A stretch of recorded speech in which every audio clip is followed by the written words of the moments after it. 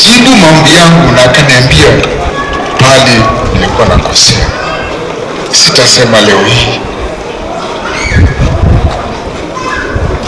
lakini ndio sababu niko hapa.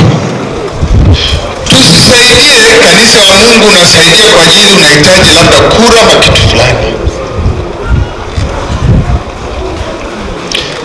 Tusaidie Mungu tukihitaji neema yake na baraka yake. Sasa Father aliponiambia natoka chief guest, nikakumbuka ule mtihani ndio huu umekuja.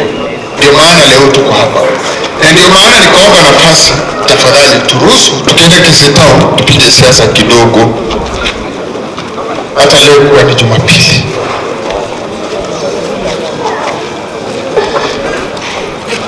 Sitaendelea, taishia hapo.